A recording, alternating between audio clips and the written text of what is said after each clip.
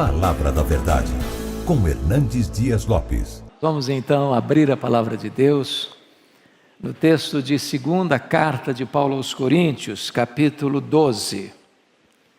Segunda carta de Paulo aos Coríntios, capítulo 12, versos 7 a 10.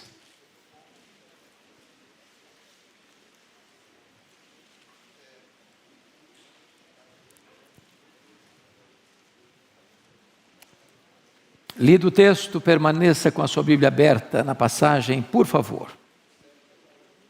Paulo escreve assim: e para que não me ensoberbecesse com a grandeza das revelações, foi-me posto um espinho na carne, mensageiro de Satanás, para me esbofetear, a fim de que não me exalte. Por causa disto, 3 vezes pedi ao Senhor que o afastasse de mim. Então ele me disse: a minha graça te basta, porque o poder se aperfeiçoa na fraqueza. De boa vontade, pois, mais me gloriarei nas fraquezas, para que sobre mim repouse o poder de Cristo.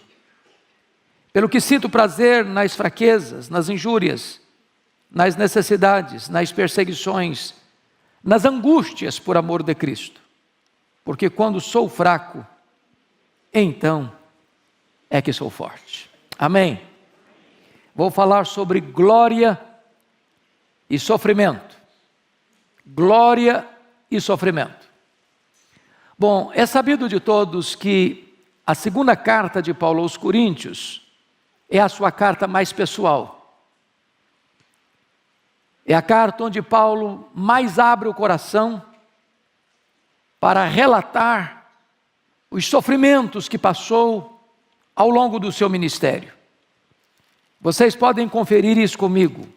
No capítulo 2, verso 4, ele confessa isso. Quando diz assim: porque no meio de muitos sofrimentos e angústias de coração vos escrevi, com muitas lágrimas, não para que ficasseis entristecidos, mas para que conhecesseis o amor que vos consagro em grande medida. Ele vai dizer no capítulo 1, versículo 8 o seguinte: porque não queremos, irmãos, que ignoreis a natureza da tribulação que nos sobreveio na Ásia, porque foi acima das nossas forças, a ponto de desesperarmos até da própria vida. Então, se você está passando esse tipo de angústia, se você já está sofrendo a ponto de achar: meu Deus, eu não estou aguentando mais, parece que eu vou sucumbir, parece que eu vou naufragar, é maior que minhas forças. Entenda que Paulo estava lidando com isso também. Mas esta carta foi escrita não só para abrir o coração e falar do seu sofrimento, mas esta carta é uma espécie de tratado de autodefesa.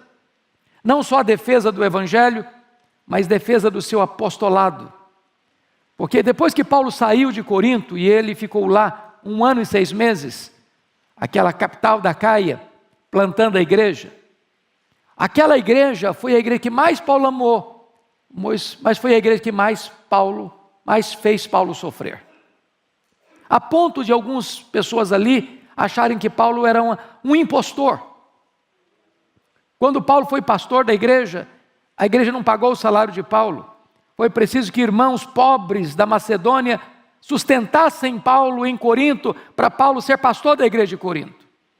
E depois que Paulo saiu, chegaram os falsos apóstolos, com a sua empáfia, com a sua arrogância, com as suas falsas credenciais, dizendo para a igreja de Corinto que Paulo não era um verdadeiro apóstolo, que Paulo não tinha credenciais, que Paulo não tinha as experiências místicas, estáticas, arrebatadoras que precisava ter para ser um verdadeiro apóstolo. Então Paulo, nesta carta, ele vai fazer uma espécie de defesa do Evangelho e defesa do seu apostolado, e eu peço que você observe comigo. Veja aí capítulo 11, versos 4 a 6.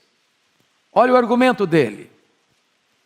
Se na verdade, vindo alguém, prega outro Jesus que não temos pregado, ou se aceitais espírito diferente que não tendes recebido, ou evangelho diferente que não tendes abraçado, a esse de boa mente o tolerais, porque supõe nada ter sido inferior a esses tais apóstolos.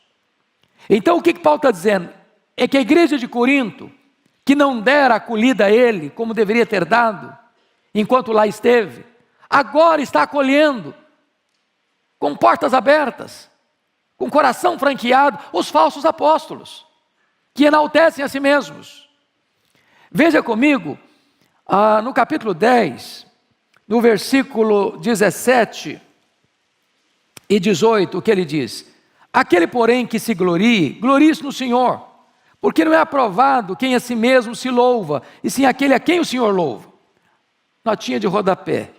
Não fica bem você elogiar você mesmo. Então, que seja outro que elogie você. Os falsos apóstolos estavam se auto-elogiando. E Paulo diz, eles estão na contramão, até do bom senso. Mas tem mais, olha comigo aí, por gentileza, o capítulo de número 11, versos 18 a 20. O que ele vai dizer?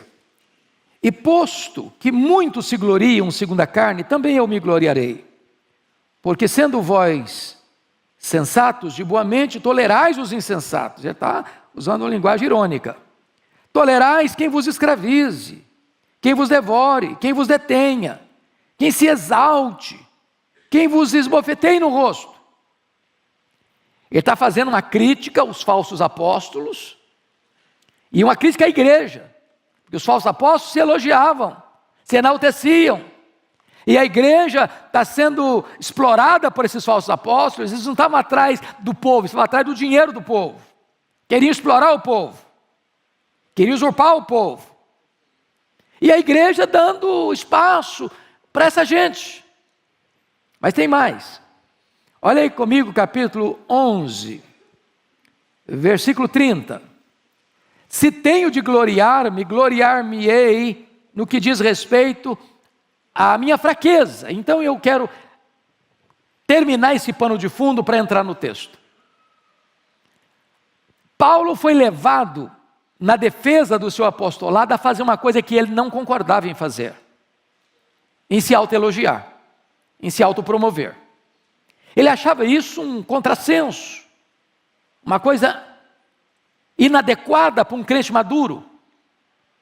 Porém, uma vez que os falsos apóstolos estavam dizendo e espalhando na igreja de Corinto que Paulo não tinha credenciais, que Paulo não tinha experiências tão arrebatadoras como as deles, que Paulo não era um homem qualificado, então Paulo forçosamente vai registrar uma espécie de experiência que era única dele, que nenhum outro tivera na semelhança dele, para mostrar suas credenciais. E aí é o que vai fazer no capítulo 12, versos 1 a 6. Claro que ele é tão modesto que não é capaz de botar na primeira pessoa, mas ele vai dizer o seguinte: olha, eu conheci um homem, ele está falando dele mesmo, que no corpo ou fora do corpo eu não sei, Deus o sabe, foi arrebatado até o terceiro céu. Primeiro céu é o céu que você vê a olho nu. Segundo céu é o céu do espaço sideral. Terceiro céu é o céu da habitação e do trono de Deus. Ele tivera outras visões, né? A Bíblia diz que ele teve uma visão lá no caminho de Damasco, quando ele foi convertido. A Bíblia diz que ele teve uma visão em Trode: passa a Macedônia e ajuda-nos. A Bíblia diz que ele teve uma visão em Jerusalém: coragem, Paulo, porque assim como você deu testemunho aqui em Jerusalém, eu quero que você dê testemunho a Roma. Ele teve uma visão do anjo de Deus num navio, à beira de um naufrágio: coragem, nenhum desses 276 que estão no navio vão perecer, eu entreguei toda essa gente na sua mão. Mas agora, ele conta uma experiência de êxtase. E ele, ao ser arrebatado até o terceiro céu, ouviu palavras inefáveis, que não podem ser ditas, pela beleza, pela grandeza, pela majestade. E então, ele entra no texto que nós lemos, para mostrar uma coisa: Deus tempera na nossa vida glória e sofrimento. Porque se a nossa vida fosse feita só de glória, só de experiências sublimes, de êxtase, de arrebatamento, de sucesso, de grandeza, de conquista, de prosperidade, de saúde, nós correríamos um grande risco de ficarmos com o narizinho empinado, com o peito estufado, agasalhando na nossa vida soberba. Então, entrando no texto, eu quero conversar com vocês sobre 7 verdades que estão nesse texto. A primeira delas, está aí no versículo 7, parte A. E para que não me ensoberbecesse com a grandeza das revelações. A grandeza das revelações. Irmãos, Deus tantas vezes nos permite ter momentos de êxtase. Eu não diria a você que teríamos a experiência de Paulo ou de João, sobe para aqui, eu te mostrarei as coisas que devem acontecer. Mas Deus nos dá experiências tão incríveis, de comunhão com Ele, de intimidade com Ele, daquele gozo inefável, daquela alegria indizível e cheia de glória, daquela percepção da beleza de Cristo, da glória de Cristo, aquela compreensão da riqueza das verdades eternas, do céu, da bem-aventurança eterna. Quantas experiências maravilhosas, quantas noites em que os céus se abriram e a luz celestial inundou a sua alma, quantas visitações poderosas do Espírito Santo na sua vida, na minha vida, na nossa vida. Nós temos isso, Paulo teve isso, a grandeza das revelações. É claro que ele está tratando aqui daquela experiência de ser arrebatado ao terceiro céu, de ouvir palavras inefáveis, de ter as verdadeiras credenciais do seu apostolado. Mas aí, notem comigo, vem o segundo ponto, que é o doloroso espinho na carne. Confira comigo a parte B do verso 7. E para que não me ensoberbecesse com a grandeza das revelações, foi-me posto um espinho na carne. Preste atenção nessa expressão, espinho na carne. A pergunta primeira é: de onde procede o espinho na carne de Paulo? E a resposta óbvia é: procede de Deus. E você diz, mas Deus não é bom? Ele é bom. Mas o espinho na carne não nos faz sofrer? Faz. Mas então, se Deus é bom e Ele é, e se o espinho na carne nos faz sofrer, por que Deus permite o espinho na carne? Por que um crente sofre? Por que um crente pega Covid? Por que um crente é entubado? Por que um crente fica numa cama anos? Por que um crente perde emprego? Por que um crente sofre um revés na vida financeira? Por que um crente enfrenta angústias na alma, ou tribulações tais, ou perseguições tais, a ponto de desesperar-se da própria vida?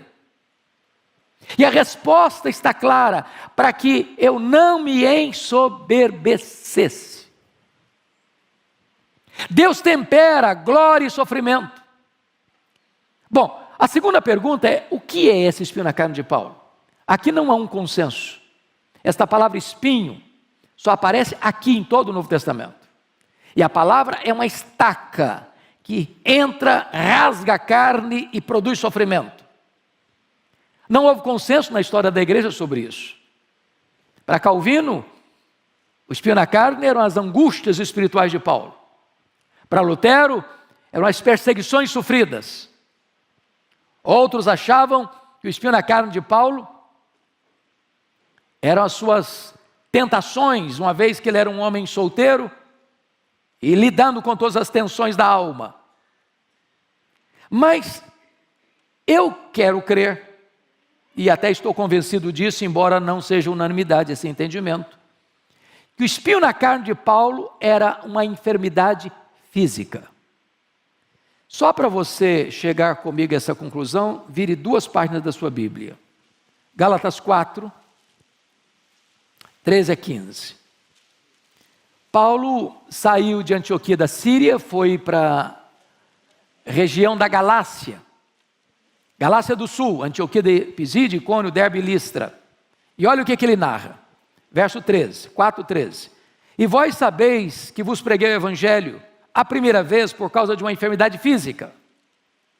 E posto que a minha enfermidade na carne vos foi uma tentação, contudo não me revelaste desprezo nem desgosto, antes me recebestes como anjo de Deus, como o próprio Cristo Jesus. E aqui eu chamo a sua atenção, no verso 15, que é feito, pois, da vossa exultação? Pois vos dou testemunho de que, se possível fora, teríeis arrancado os próprios olhos para nos dar. Então, há uma ideia muito eloquente entre os estudiosos, que Paulo contraiu uma doença entre a sua saída de Antioquia da Síria e a sua chegada no destino da primeira viagem missionária.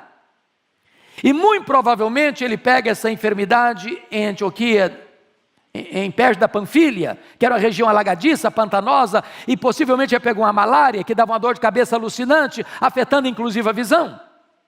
Porque os crentes queriam arrancar os próprios olhos para dá-los a Paulo. Isso não faz sentido se Paulo não tivesse uma enfermidade que afetasse a sua visão. Tanto é fato que Paulo tinha um secretário para escrever suas cartas. Por que não escrevia ele mesmo?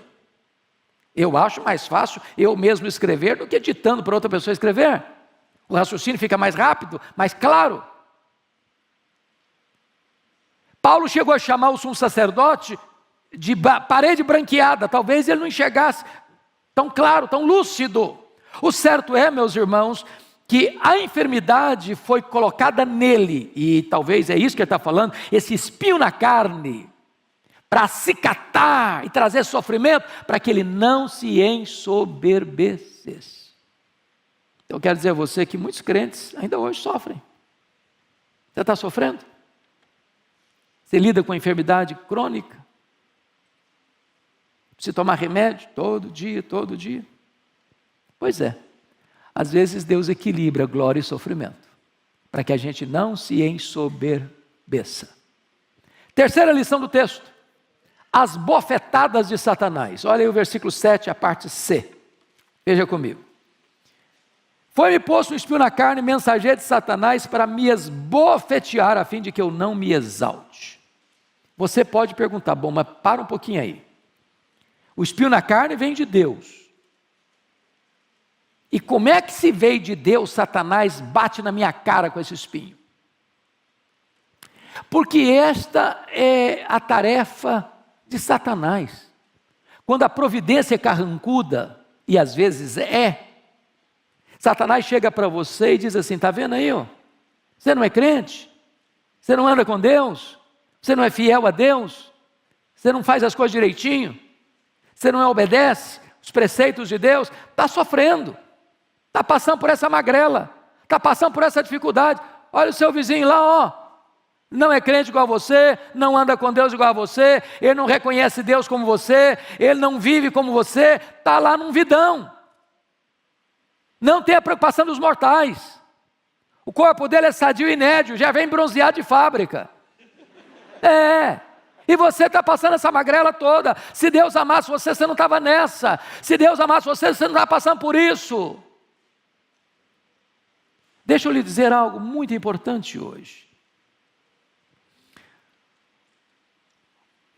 As pessoas mais usadas por Deus foram as pessoas que foram quebrantadas, buriladas, moldadas no cadinho do sofrimento. As grandes lições da vida nós não as aprendemos em dias de festa. Nós as aprendemos no vale da dor.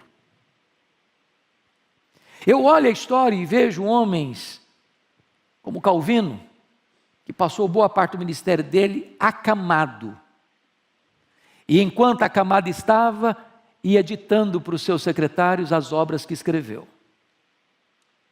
Eu fico imaginando um homem da grandeza de Charles Haddon Spurgeon, que tinha gota, sofria, depressão, e muitas vezes tinha que se retirar do púlpito para ir se tratar. Eu fico olhando a história de um homem como John Bunyan, que ficou preso por pregar o evangelho em praça pública 14 anos. Eu fico olhando a história de um David Brainerd, que foi o missionário mais piedoso do século XVIII, e que morre precocemente aos 29 anos, experimentando um poderoso reavivamento espiritual entre os índios peles vermelhas, índios canibais, mas levando a eles a esperança do Evangelho. Eu fico olhando a história de um advogado de sucesso de Chicago, Dr. Spafford, muito rico, mas que ao ter 5 filhos, 1 filho e 4 filhas, sofre um golpe tremendo de ver o seu filho, criança ainda, morrendo. De ver um incêndio que quase destrói Chicago no século XIX e ele perdendo grande parte da sua fortuna. Ao receber a notícia de uma viagem que a sua esposa fez com as 4 filhas para a Inglaterra, e o navio naufraga, e a sua esposa lhe manda um telegrama: salva, porém só. E ao viajar para encontrar a sua amada esposa, diante daquele drama terrível, o Deus que inspira canções de louvor nas noites escuras, coloca no coração dele esta música: se paz a mais doce me deres gozar, se dor a mais forte sofrer, ó seja onde for, tu me fazes saber que feliz com Jesus sempre sou. Esta música tem abençoado milhões de pessoas ao longo dos anos.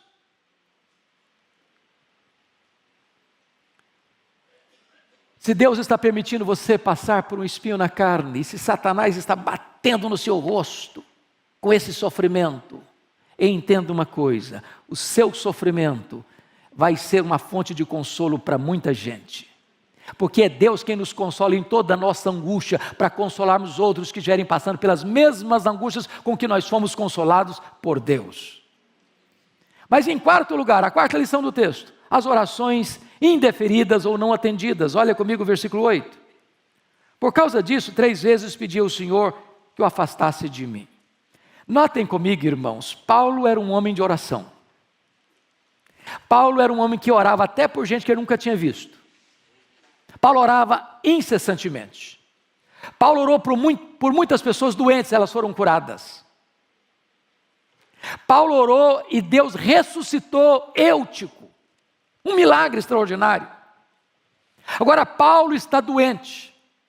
Agora Paulo está orando por ele mesmo, e uma oração honesta, profunda, sincera e perseverante. Orou 3 vezes, como Jesus orou no Getsemane: Pai, se possível, passe de mim este cálice. Ele pede a cura, ele pede o alívio. E Deus disse para ele: não, eu não vou lhe curar. Eu não vou tirar o espinho. Tem horas que o que mais queremos é alívio do sofrimento. Tem horas que o que você anseia é que você fique livre daquilo que se apresenta como algo que machuca você, que dói em você. É um problema familiar, é um problema de saúde, é um problema financeiro, é um problema emocional. Você sabe qual é o espinho que você enfrenta. E talvez você que está aqui já orou por isso há tanto tempo, e tantas vezes.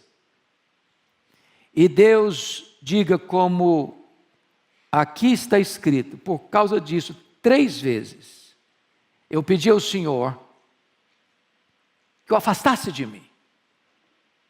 E Deus diz para você: não. Paulo pediu substituição, e Deus respondeu para ele: transformação. Eu não vou tirar, eu vou lhe capacitar. Eu vou lhe dar minha graça. Você vai me glorificar mais sofrendo com consolo, mantendo-se humilde, do que eu curando você e você tendo alívio e tendo o perigo e o risco de se ensoberbecer. Irmãos, a vida aqui não é indolor. Aqui tem choro, aqui tem lágrima, aqui tem dor.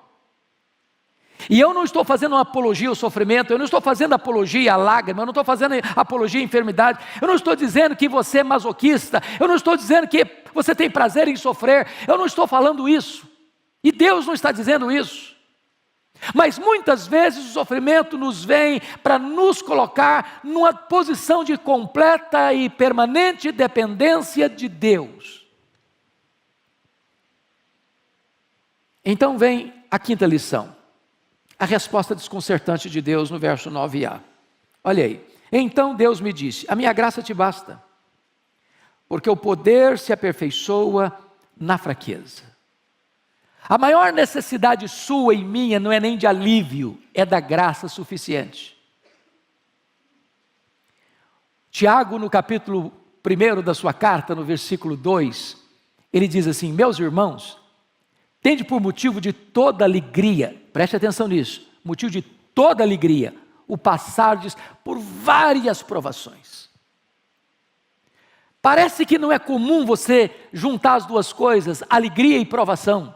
Porque quando você pensa em provação, você pensa em choro, você pensa em gemido, você pensa em sofrimento, você pensa em tristeza. Agora Tiago está nos confrontando com essa verdade, dizendo, meus irmãos, tende por motivo de toda alegria o passardes por várias, não é por uma não, vem em pencas, todas as provações. E ele fala da palavra várias, a palavra várias no grego é a palavra poikilos, de onde vem a nossa palavra portuguesa policromático, de diversas cores. Tem provas leves, tem provas médias, tem provas pesadas. Tem prova que tem a cor de rosinha, igual esmalte de noiva. Tem provação que vem com rosa-choque. Tem provação que vem com cinzento, bem firme. Tem provação que é tenebrosa. Tem provação que você passa por ela de nave espacial. Tem outra que você passa de carro de corrida. Tem outra que você passa andando. Tem outra que você passa engatinhando. Mas sabe o que a Bíblia diz? Que para cada cor de prova que você enfrenta, existe a multiforme graça de Deus. E a palavra multiforme é a mesma palavra poiquilo. Sabe o que a Bíblia está dizendo? Para cada cor de prova que você enfrenta, existe uma cor de graça suficiente para sustentar você. Deus nunca vai deixar você sozinho, Deus nunca vai deixar você desamparado, Deus nunca vai largar você no meio do caminho, Ele vai sustentar você. A minha graça te basta, Paulo, o meu poder se aperfeiçoa na fraqueza.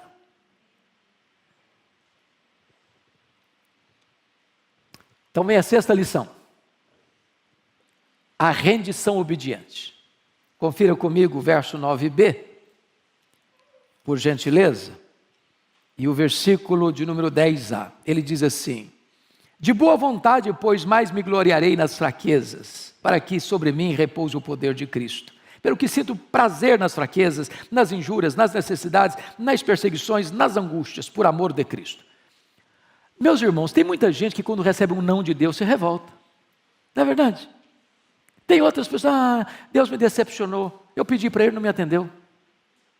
Deus, também eu vou sair da igreja, porque na hora que eu precisei de Deus, Deus me disse um não. Tem outras pessoas que ficam apáticas, param de orar, não acolhem com submissão e humildade a resposta divina. Paulo, ao Deus ter respondido para ele, meu filho, eu não vou tirar o espinho da carne, eu vou lhe dar minha graça, a minha graça é suficiente, o meu poder se aperfeiçoa na fraqueza. Ele disse, Deus, então ele responde, de boa vontade, pois eu mais me gloriarei nas fraquezas, para que o poder de Cristo repouse em mim. O que Paulo está dizendo aqui, irmãos, nenhuma pessoa que não seja cristã vai entender, não vai entender. O que ele diz no verso 10 é algo incompreensível para nós, sem a graça, sem o Espírito Santo agindo na nossa vida, pelo que sinto prazer. Olha que prazer, hedonismo, é a filosofia mais presente neste mundo. Gasta-se bilhões e bilhões de dólares todo ano para patrocinar prazer, diversão. As pessoas estão à cata de prazer. E Paulo vai dizer o seguinte, pelo que sinto prazer, em quê? nas fraquezas, nas injúrias, nas necessidades, nas perseguições, nas angústias. Você diz, isso aí é masoquismo, isso não é cristianismo. Quem tem prazer de sofrer? Quem gosta de sofrer? Ninguém, nem você nem eu, nem Paulo, nem a Bíblia ensina isso. O que Paulo está dizendo aqui é que ele tem prazer por amor de Cristo, não é prazer no sofrimento pelo sofrimento, é porque ele sabe que Deus é soberano, Deus está no controle, e Deus está trabalhando em você, Deus está moldando você, Deus está burilando você. O próprio Jesus aprendeu pelas coisas que sofreu, e os sofrimentos do tempo presente não são para comparar com as glórias por vir a serem reveladas em nós. A nossa leve e momentânea tribulação vai produzir para nós eterno peso de glória, acima de toda comparação. É o propósito de Deus no sofrimento, e não o sofrimento em si. Então, irmão, não se rebele contra Deus, não se insurja contra Deus, não endureça o seu coração, não seja como a mulher de Ló, amaldiçoa Deus e morre, Jó. Não.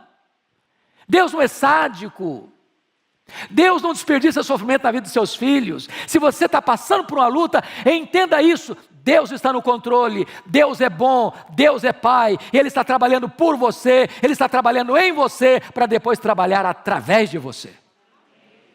Mas finalmente, o último ponto, sétimo ponto que eu quero destacar, agora é a constatação confiante. Olha a parte B do verso 10. Porque quando sou fraco, então é que sou forte. Isso é um paradoxo. É um paradoxo. O homem que se vangloria na sua força, ele é fraco. Mas o homem que confia em Deus na sua fraqueza, ele é forte. Por isso a Bíblia diz: não se glorie o sábio na sua sabedoria, não se glorie o rico na sua riqueza, não se glorie o forte na sua força, mas antes glorie-se em conhecer a Deus. Quanto mais dependente de Deus você for, mais forte você vai ser. Quanto mais você compreende que você é fraco e que precisa de Deus, não pode se afastar da presença de Deus e depende do poder de Deus, da graça de Deus, do sustento de Deus, da providência de Deus, aí você é forte. Mas no momento em que você, não, agora eu sou forte, agora eu cuido da minha vida, agora eu sei o que eu faço, agora eu tenho todas as ferramentas para fazer, agora eu consigo, eu vou, eu faço, eu alcanço, bom, aí você é muito fraco. O braço da carne é muito fraco. Nenhum de nós consegue ficar sequer de pé, escorado no bordão da autoconfiança. Então, concluindo, Deus na sua bondade tempera na sua vida glória e sofrimento. Se fosse só glória, você ficaria soberbo. Se fosse só sofrimento, você seria esmagado. Mas Deus tempera as duas coisas, do berço à sepultura. Aqui tem sofrimento e tem glória, mas depois que nós atravessarmos as fronteiras do tempo e adentrarmos na eternidade, aí não tem mais sofrimento, será apenas glória. Porque Deus vai enxugar dos nossos olhos toda lágrima, não haverá dor, nem pranto, nem luto, porque as primeiras coisas já terão passado. Que Deus console o nosso coração nesta manhã. Amém.